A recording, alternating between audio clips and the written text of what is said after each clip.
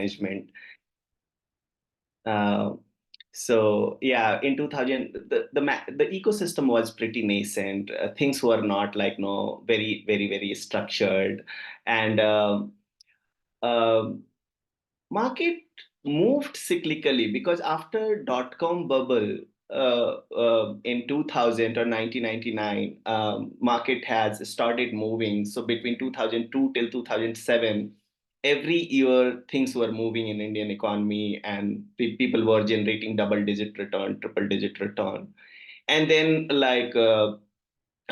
this subprime crisis has happened in US. Like it was Lehman collapse, like in 2008, and that year we exposed almost 40% of our wealth of our customers uh, to through a gold mining fund of BlackRock. It was a feeder fund because there was no gold mining company listed in India so far.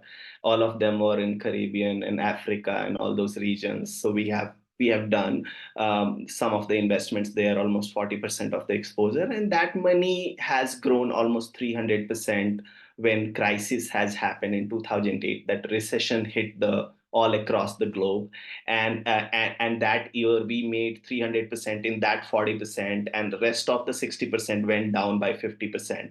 So overall the average return was positive that year. We got best portfolio manager award that year by CNBC. I was 22 because I started in 16, and like almost 7 years of journey. And then like no, we got this, expanded my base. uh, Mumbai was the prime location. 65% of my wealth was kind of over there. Um, what I have realized that since I started my journey, like I dropped out from my college. Dropping out was not a very sort of big culture at that point of time, but I dropped out. There was a sort of conflict with my parents and some of those people.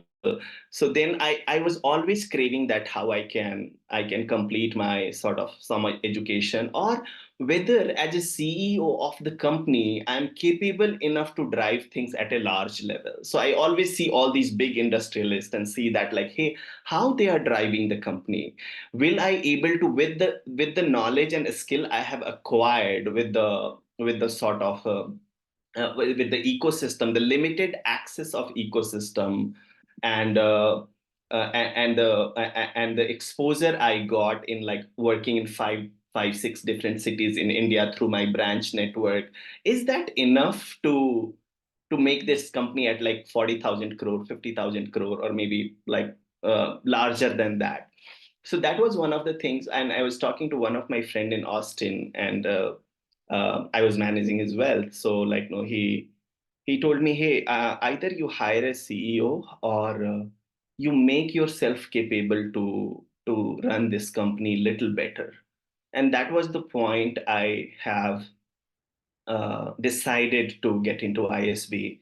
I was youngest in the history for this program. Like I was 29-year-old with 12 years of experience in this program, and then got a lot of exposure, and met one of my professor. He is in Stanford since last 40 years, Professor Srinivasan. So he discovered this term called conjoint analysis, activity based costing. So activity based costing is nothing but like no, if you have multiple activity in any of the product or services you are offering, how much cost you are assigning to each activity. If you are running a restaurant, then like how much cost is like human resource, how much cost is acquiring the raw material, how much cost is interior, if we are improving the whole ecosystem and everything, how much money we are getting against that cost. So if that helps people break up, so if you are doing any case study in college or anything you are doing, so then like PNL analysis, this helps a lot, that where which activity is giving me how much, and then like how can I analyze some of those things, and which activity to drop and which activity to take up. So he has invented, that's the proprietary stuff for him, and he encouraged me to come to Silicon Valley, and then I have created 100% subsidiary of Plus Capital. to US called Huex Inc. It was a Delaware C Corp, and I was in Palo Alto neighborhood, very close to Stanford and Sandhills Road ecosystem, where like most of the VCs are 80%, 85% of the global VC money is on Sandhills Road in Palo Alto and Menlo Park. So I moved there.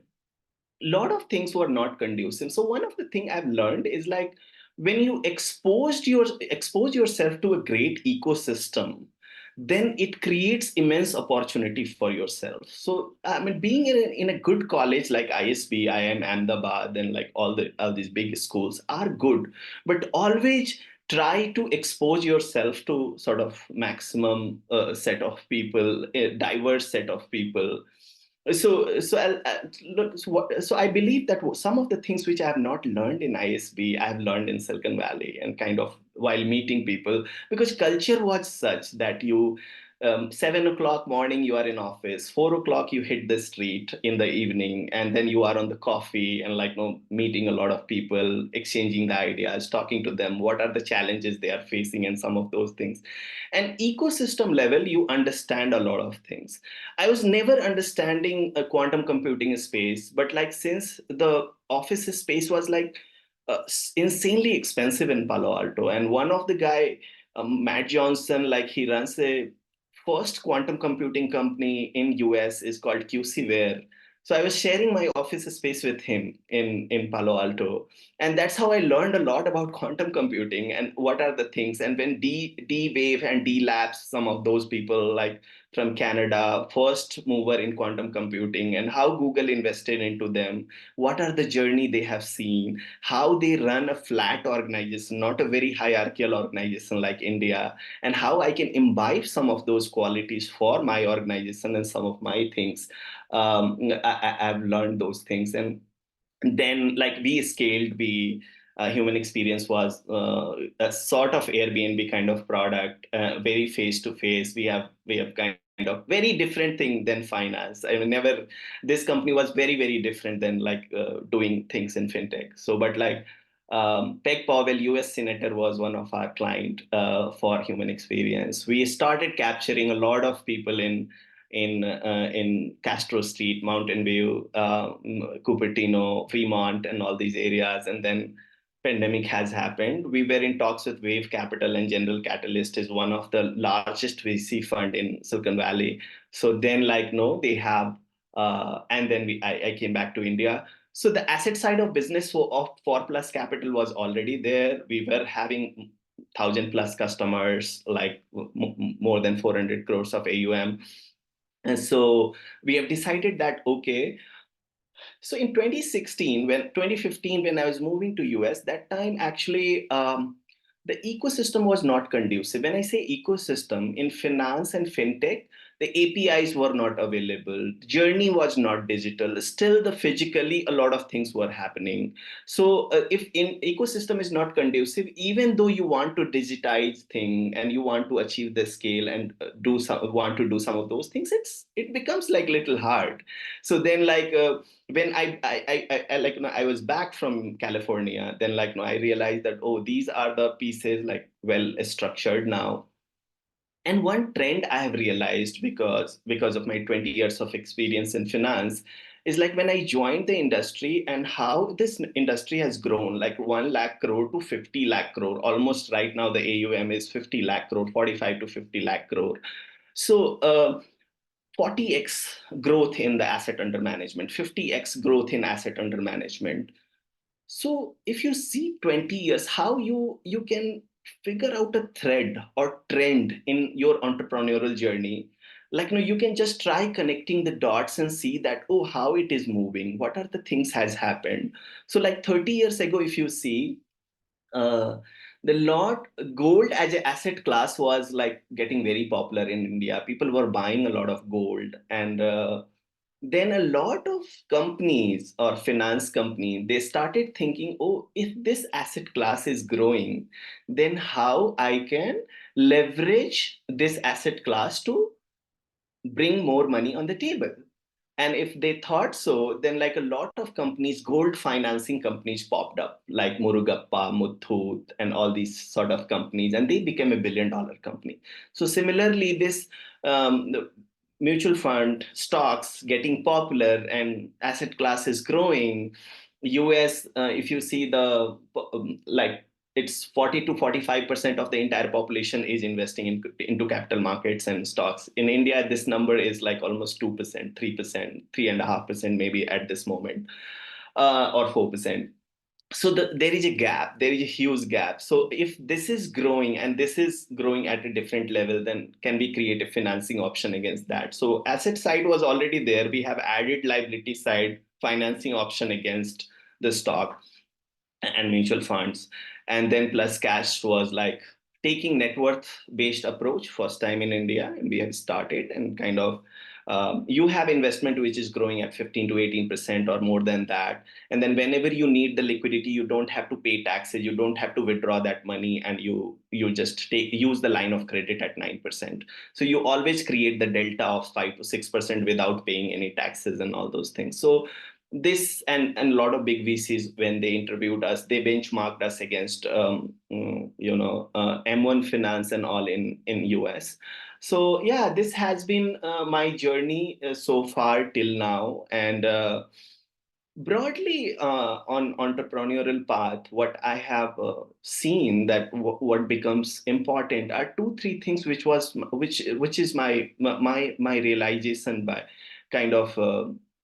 Which I realized by myself walking on this path, making a lot of mistakes. And that's why I say that like, no, this is one of the sentence which I've discovered by myself. Experiences are expensive because you take a lot of chance. And when you take a lot of chance, then it becomes costly. I mean, like you spend few crore rupees to US in US, you few crore in other ventures, and then that's the money you have earned. And then you have this mindset that, hey, I made this money and I can let go this money to run another experiment or run something else which can become very meaningful for the mankind or for the world. So that's the mindset.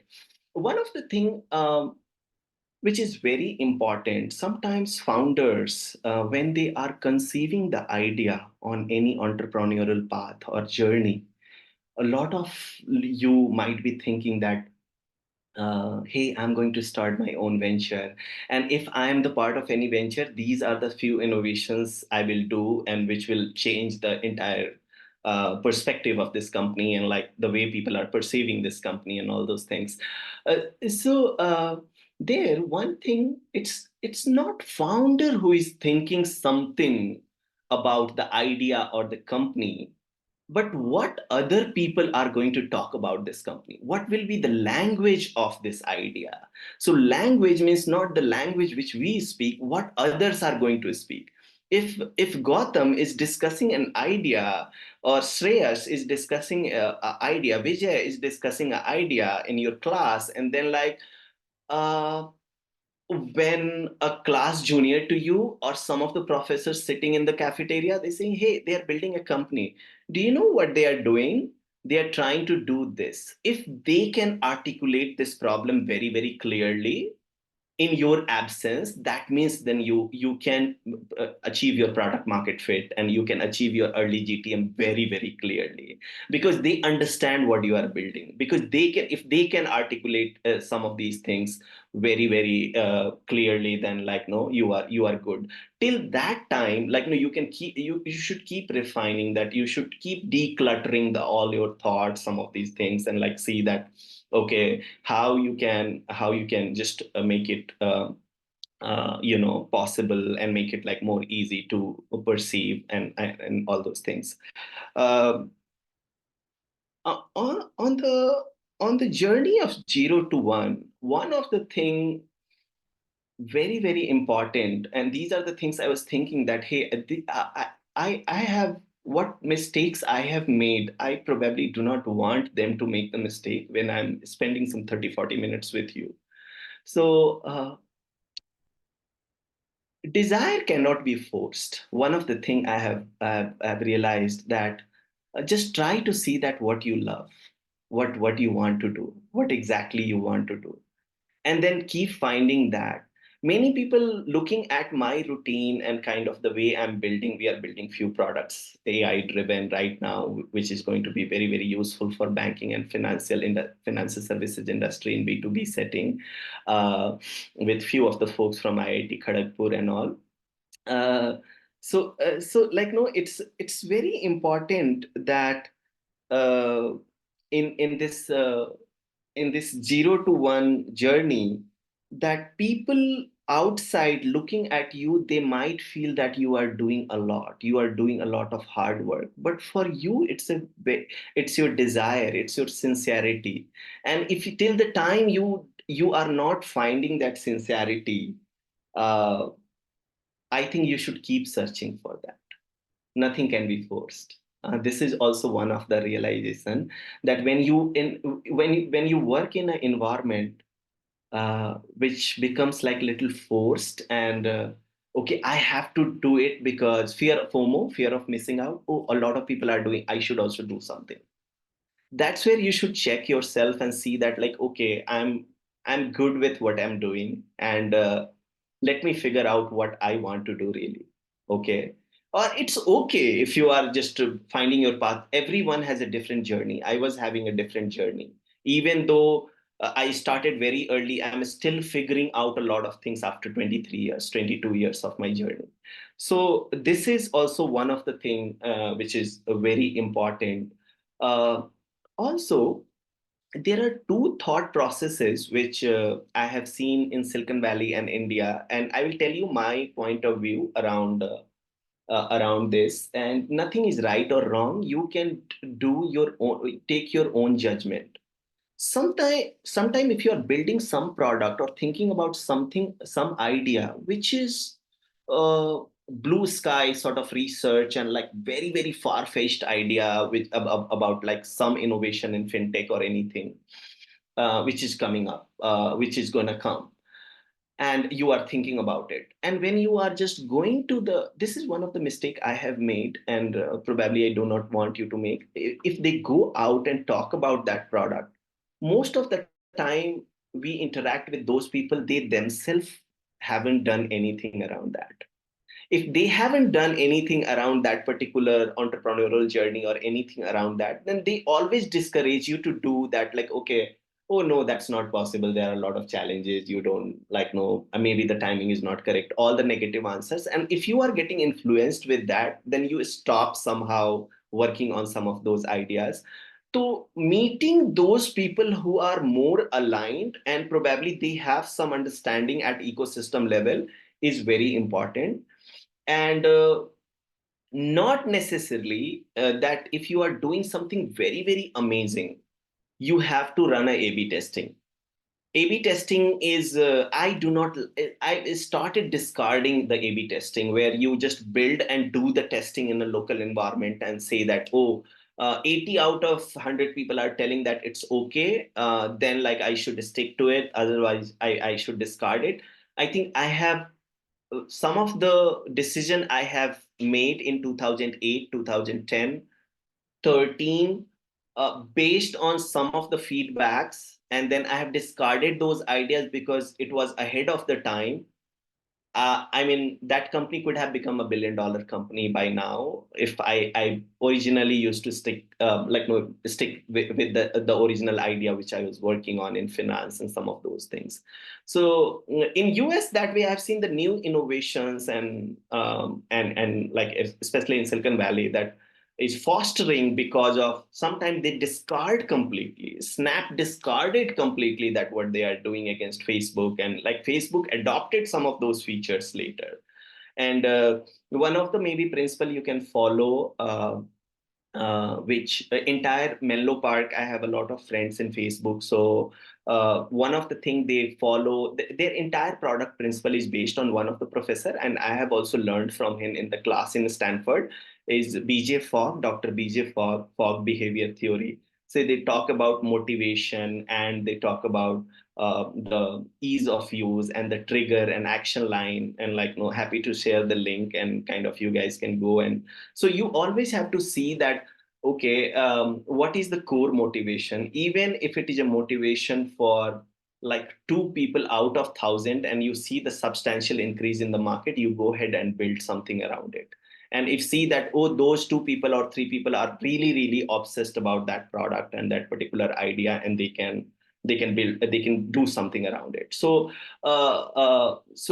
yeah, these are some of the things maybe you can think if you are building any early stage, building on something, some idea and some of the product based on early thoughts you have at this moment. And yeah, these are three things, and I just want to keep it interactive now. And like any question which is coming up, happy to answer those things. And if I have missed any part or any journey where you feel that, oh, how have you decided, or any question you have, happy to answer those things as well. Thank you. Yeah, Pranav, thanks for those insights. Actually, we did receive a few questions. We had already floated a form, like some people will not be able to join as well, right? Sure. Sure. So the recording will be shared with them. One of the questions that we got is how do we differentiate upon when we're starting, like how do we go with the team building as such? Like how do Yeah. you differentiate yourself? I mean, what are the skill sets you require, and then how do you look for that kind of talent in people whom you're trying to partner with or hire? Oh yeah. So yeah. Again, this is a wonderful question, and early team building is like a marriage, and you just date with them, and like date with your people around, and just see that, like, how they are liking your idea and bigger vision. So I'll tell you, 4 years ago, when I was sort of in US, and I started thinking that I'll kind of 2 years ago when I started thinking that I'll move back to India. Uh, then I was looking for a CTO who can look after some of these things for me. And then his cost was around 1 crore rupees, because 20 years of experience and very, very, very, very qualified engineer, and like full stack sort of thing. And I know that I couldn't pay maybe 1 crore rupees or 1.5 crore rupees, the number he was having. So I started talking that, hey, I can we started talking about like our interest area, our in the finance, in the investment, and all those areas. And what has happened, I started giving him some actionable advice. And then, oh, these are the companies, these are the cash flow. This is like very high OPEX, low CAPEX based model, and the revenue is spending and expanding. And then, like, you can just consider some of these investments. And then he started taking some of those action with the small money. And then he started realizing that he is making insane money with my in my company. So adding through, and like 3 years down the line, 2.5, 3 years down the line, we are like really, really good friends. And he is my CTO at this moment. He's based out of Singapore, working on a few other things and working with me as well. So what you have done here, what we have done here, it's just that you started adding into that in that person's life through your skill. He started adding into your idea or your life. I mean, your idea is your life. It becomes a life and death for you. If you are truly, truly ambitious and truly, truly sincere about your idea, that's when it works. And then you become like a 30,000 crore company, 10,000 crore company, and like maybe bigger than that. Or, yeah. So then, like, you started contributing through your skill, and he started contributing through their skill. And then it manages so good that he is also adding value. Like, no, he told me one day, like, around a month ago, that, like, no, I was not having money before I met you. Like, I was spending, and I was clueless that, hey, how to just create a balance, though I was earning a hell lot of money. But like, how I've spent it and how I've managed those baskets for myself, I was not knowing. So, I mean, that itself is endorsement, not for the sake of endorsing someone, like someone is endorsing you for your skill, but really they are feeling value in your association. So, in early team making, you see that, hey, what's your top skill? And even VCs are going to look into this, like that, oh, what are the complementary skill set in the team? Like, if you are a founder with a lot of um So one of my professors, like, no, they call it blue star and red star. So few founders are like blue stars. They are really, really good with ideas and some of those things. And few founders are like very, very good with relentless execution. So red is operational efficiency, blue is like idea and like some of those efficiency. So it's a combination of both. When Steve realized that, hey, Apple needs a very, very good executor, then like, no, he went to Tim and like they stayed together. Initially, this guy was not even entertaining him in Palo Alto. And I was living on the same street, Beverly Street. I've seen their houses and like how kind of like, no, it's walking distance, but even though they were not so any person who can execute, like, and Tim was one of them.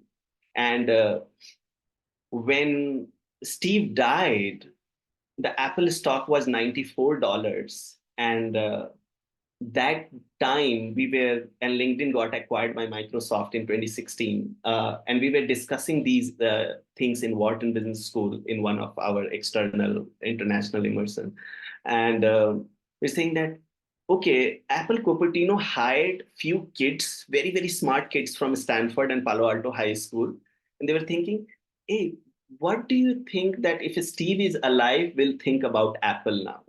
The way they have created multiple line of products, iPad, iPhone, I like multiple products, and what will be the next product? And those kids were telling that, okay, maybe Steve could think about like this, but nothing has happened. We were like speculating that 94 will become 56, but like Apple became one of the valuable company, most valuable company, $2 trillion company, one of the most valuable company in like 7 years since then.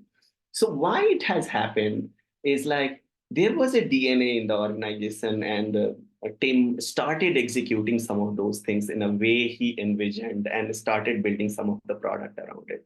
So yeah, I don't know whether I have answered the question, but these are some of the things you can keep in the mind to address this. Yeah, yeah, One more question we had was since you're an ISB alum yourself, so a lot of people were very interested in how you can leverage your campus networks as such when you go forward as an entrepreneur, and how you yeah. can use that platform to probably like build your company and probably scale it up or help in that regard. So there are a lot of people from IMA as well who have started up and have actually used the network. So how you have used it and how you advise like uh, upcoming entrepreneurs from campuses. Yeah. Yeah. So again, the answer is going to be around that. What's your desire? What you want to achieve out of it? If that's very clear, if you know that what's the objective we want to achieve out of this network, so that's also one of the thing you can look at. If you are building something, you start hanging out with people. Like, no, if I want to understand tech and AI and large language model like really well, then start hanging out around some of those people who has made machine learning models and some of those things. And if I want to do some fintech use cases in this LLM, then like start doing some of those things and understand some of those things from them. Like most of the good developers in Silicon Valley, they are not from computer science background. They are self-taught and they are serving the large FANG companies because they have, that's their core desire, and they started hanging out with those people, and they started acquiring those skills because the thirst was so high that they started acquiring those things, and it became like a very, very strong team or very, very strong network which you can leverage for your purpose. It can't be vague. It can't be vague because like, oh, I'm missing something because someone is hanging out with those people. Because if that is not your that's not your network which is adding value to your objective which you want to achieve after 1 year, or like, or maybe get into some of those things after 1 year, then like it's irrelevant for you. So understanding of that truth from the lens of objectivity and understand it like truly. So most of the one of the object that's a great question actually. One of the thing which is coming into my mind is many people start seeing these things from the lens of doing. If I'll do more, I will get more. But recently, in last 3 4 years, I was also the same. In last 3 4 years, I started seeing it from the lens of understanding. If you are spending your time 70% of your time on understanding, and your understanding is very clear, then doing takes just 10% of your time. 70%, 17% of your 15% of your time, because you are so clear about your objective. So most of the time people say that, oh, I'm sitting idle and like drinking some coffee in Starbucks, and then and then people are doing and hanging out and doing networking, and then they can move ahead in this whole game. That's I started discarding this thought like recently, because I believe that most of the people, I mean, you must be knowing this story of Brian Acton, Anjali Vishwanath, one of my friends from Palo Alto. She was an engineer in Yahoo in '96, first five engineers in like fifth engineer in Yahoo. And Brian was her friend, like no, the friend. Brian was the friend, and like um, Brian disappeared after 2 years of working, and he was away for almost 18, 19 months, and he came back to the city, and everyone was thinking that, oh, Brian, you were such an amazing techie, and then you are away from Silicon Valley. What you were doing? I was just thinking, and I was understanding few things, and it took me 18 months to understand that. Hey, what is that? And I'm not very clear still, but like I have few things in my mind. And then say that, so a lot of, because Brian was new in the city after 18 months, a lot of people were messaging him and, hey, where are you, Brian? What are you doing? And then like Brian created a small application that, because he is in the gym, so people know that he is in the gym. If he is on the walk, people should know that Brian is on the walk, so that people will not call and disturb Brian. And he created the application. Hey, I want to be in my space and do not want to interact with a lot of people. You can just see this application and check it that where I am, and based on that, if I'm available, you can call me and then we can talk. Well, yo, this looks legit, and like, no, I'll call you when you are available. And then say, hey, Brian, I know your status, but if I have something in my mind at that moment, I want to text you as well and say that, hey, this is what I have in my mind. Based on your status, I can text you that, like, no, hey, I want to meet you at 8:30, and do you have a time available at 8:30? Because you are signaling me that when you are available, but you are not giving me ability to interact with you. So can we do that as well? Well, okay, let me do that. And then he coded like few lines of code and started like, building something, and then messaging interface was also there. And then the same product became WhatsApp. Okay. And when he saw that what WhatsApp was getting monetized, the last to last Christmas when I was in US, he left $200 million on the table and left WhatsApp. Like, no, his entire stock option was still not vested with Facebook. So then, like, no, I'm just telling you that truly inspired by what they could do, and it can't be forced. It can't be forced. Nothing can be forced. So understanding this, that okay, what I want, what's my desire, and giving more time to understanding. The sooner you understand this, the better you will become, according to me. And I'm not coaching, not guiding anything. This is truly based on my own experience. I was under that impression 10 years ago that okay, if I this is my ideal time where I'm just understanding things better, understanding any sector better, any stock better, any fintech use cases better, then I'm wasting my time, because oh, there's a hard stop at 30 minutes. Now I have to go out and just get on my computer and do something. And now I think that if things are very clear in your head, with a lot of understanding, you can execute very quickly. So doing is easier than understanding. This is what one of the lens I have discovered for myself. Yeah. Have I answered your question?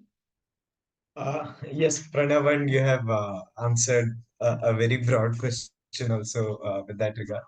Yeah. Uh, One more question we received was regarding how the fintech space in India is panning out, especially a lot of regulation with this central banker keep going on interfering, and then there are a lot of clarities not given to a lot of startups as well. And we've seen, like personally also, I was discussing with you at that time as well. Yeah. So if you can explain what are the trends you see in the Indian fintech space, people are really interested in that spaces. Yeah, well, one of the lens which I started seeing this whole episode and like the things, the way ecosystem uh, is evolving is around that uh, making money is important. Making money gives you power. Making money gives you the ability to expand. Making money gives you ability to hire more people. Making money gives you do a lot of R&D pilots and test some of those hypotheses and like assumptions in the sidelines. So any product where the monetization strategy and some of those things are all around just acquiring customers and not immediate having a lot of monetization plan is what those type of companies will struggle. The second very important thing is just make yourself clear that whether you want to manufacture or you want to be a distributor.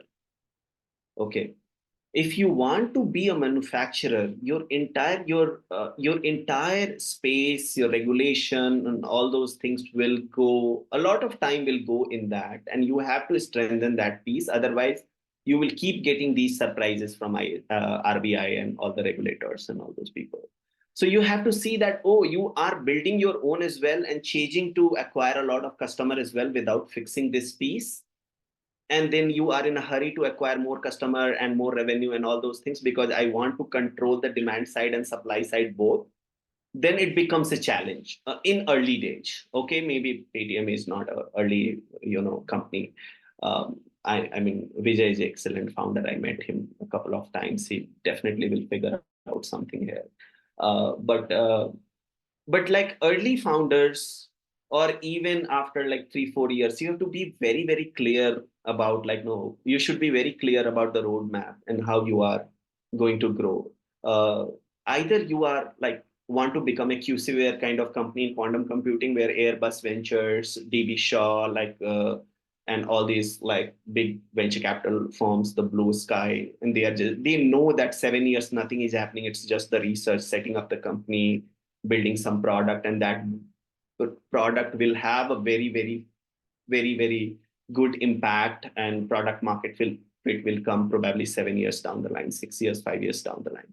Or you want to become a company where, oh, you have a set of products and you want to aggregate those products with an excellent GTM, excellent distribution, excellent strategy, and unique distribution strategy. So if you are clear about that, you can carve out the path.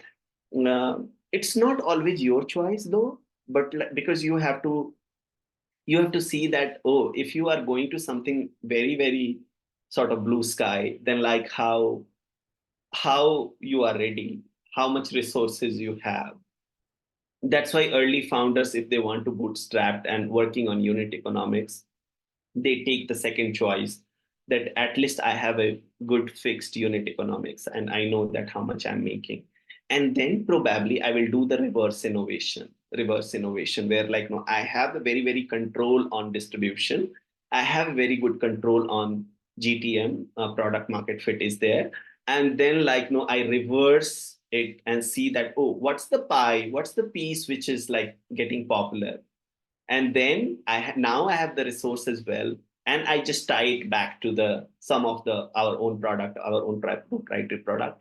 If someone starts thinking like that, then it's a very good strategy for kind of doing executing, like getting into this side of demand side first, and then like getting into supply side, tie it back to supply side based on some of the growth and um, you know um, growth and acquisition people are doing, like the companies are doing, and the customer base and the pie among those customer base, what percentage of customers are liking which product, and then can I build that product? If I'm building this product and by doing reverse innovation, how much cost I'm going to save, how much money additional I'm going to make, how much it is going to add into unit economics. So some of those things becomes like very, very clear.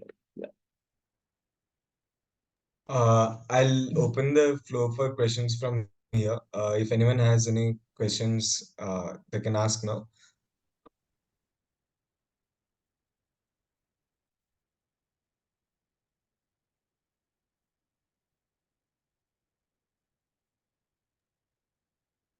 Yeah, I think if there are no questions, we can call this meeting to a close. But Pranav, there are a couple of PGP2 students who would love to interact with you. We can stay on the meeting while others can exit.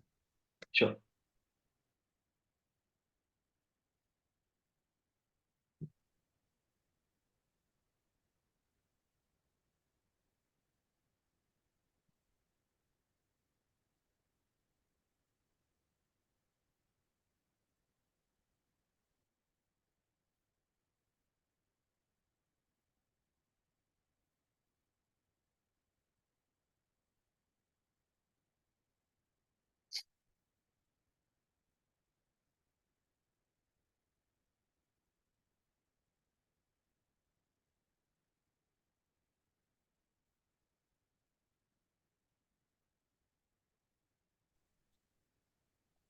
Hi.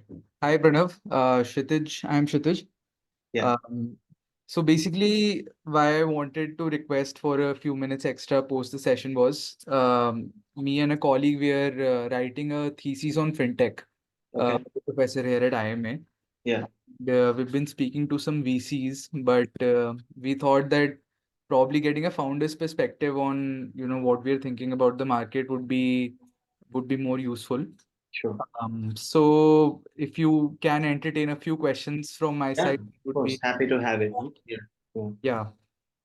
So I think you already covered the part on, your thinking on the trends that you see in fintech and how regulation is probably causing a hindrance for some startups. Yeah.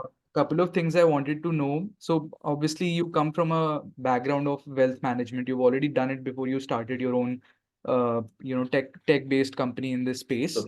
Sure. But was there a rationale behind choosing wealth management as a vertical? Because what we see in India is most fintech companies ultimately go towards lending, and I think you also have a business of LAS which you've compiled with the wealth management front. So Yeah. what was your thinking behind, will this business model be the best, or will payments or lending or insurance? Did you also think about those other verticals, or what are your thoughts on them? Yeah, of course. You can, if you are uniquely solving some of the distribution challenges in other verticals like insurance and all those things, will work as well. But I have chosen this because of I have seen that I've seen some of the study in 1996, when a lot of companies, these corporate houses, they came up with their own companies, like Tata came up with Tata Capital or Mahindra Capital, Mahindra Finance, and some of those companies. They were like no, they were like more than 100 companies at that point of time, but like there are only four companies left right now in Yeah, larger those ecosystem. yeah, So the lending side looks very fancy. There are multiple company where like no I interact with CEOs. They are into P2P lending and some of those value proposition. And RBI is like literally worried about some of those things in last few weeks, and they are just scrubbing some of those policies and all those things. So wherever you have something gray, it's not black and white. Then like no, you have some challenge. The second thing that's my personal view, maybe it is kind of useful for you, or maybe anywhere there when there is a naked credit means like no, you do not have control over the taking the like no, that money which you have given, you do not have enough control of taking over the taking that money back. Right. So then it becomes kind of a little challenging, because if someone is paying 19%, 30%, 36%, I've seen that NPAs are like 11%, 12%, 17% NPAs in few of the fintech startups in Gurgaon and other places.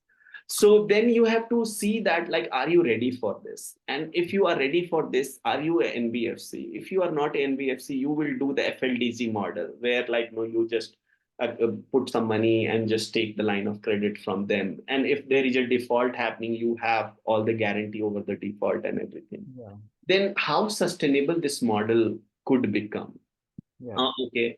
So then seeing that, like, okay, what is clearly regulated and where is the gap? So we have seen it like, okay, banks can give only 20 lakhs in this category, and we can give any amount because of some of our NBFC partner. The lending is very, very secured, zero default ratio, because we are giving only 50% of their value of the Okay. stocks in debt funds, probably 80%, 80, 90%.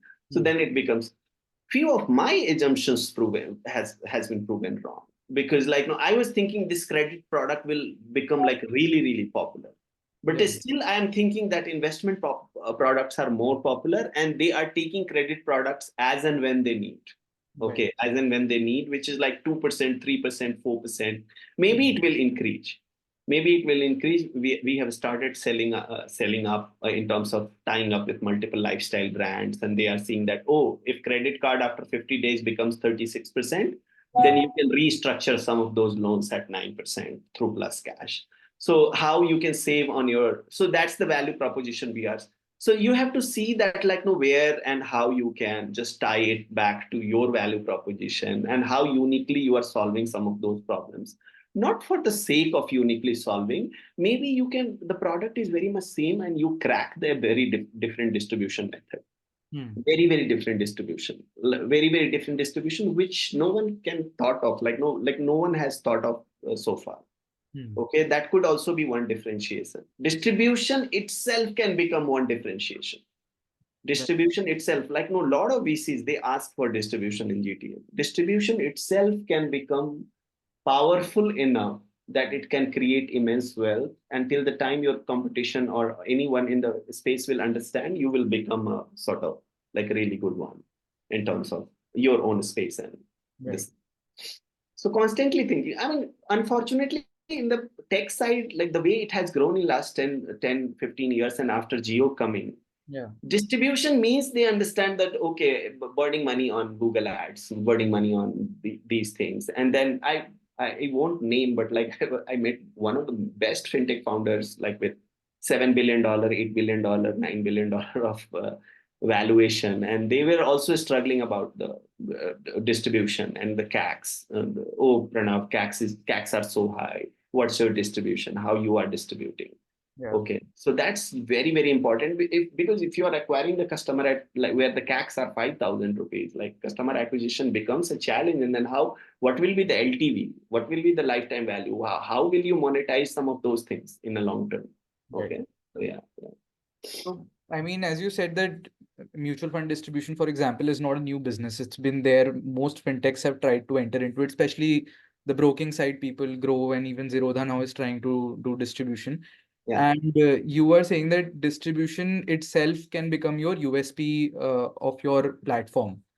Uh, Uh, yes, I mean, like, if you can carve out a niche around your distribution, and, like, no, the way you are distribution means not that distribution means distribution of any of your product. any If it's a product. fintech, Yeah. a payment gateway, or anything, distribution means how you are taking it to the market, and how your customers are perceiving it, and that's the distribution I'm Yeah, talking about. but Yeah. for example, in your case, your product is you would like people to invest in mutual funds and then Uh, also have a line of credit on the securities that you are Yeah, investing. yeah. And then I tie it to multiple lifestyle brands like Birkin bags, Louis Vuitton bags, like, buying a Jeep Compass car. Because if traditional car loans, if they are buying, then, like, they are taking the cars at, like, with a lot of clauses like foreclosure charges, this charges, principal, interest. We are not discriminating. We give a line of credit, you go and buy your Jeep Compass, and then, like, you kind of do whatever you want to do with it, right? Whenever you want to, next day, if you have an increment, you close off this loan. There is no foreclosure charges. So those are the each customers get. Oh, I'm buying a BM at 70, 80 lakhs rupees. And then 6 months down the line, if I want to pay off the loan, BM is charging me 3%, which is 1.5 lakh foreclosure charges. Plus cash doesn't charge me anything. Right. And anyone who can buy a BM probably has almost 3.5, 4 crore in mutual funds and stocks. So those are some of the ways we are discovering that, like, no, okay, this could be a unique to us. Okay. Yeah. So I mean, what I meant was fintech companies in this space, especially if they're doing mutual fund distribution. Some of them also have an LAS portfolio. Some Yeah. of them have a personal lending portfolio. Yeah. Bringing that together into this ecosystem, why did you think that this would become like something that's not replicable by some larger peers of yours? Yeah, it can be replicable, but there is enough pie for everyone.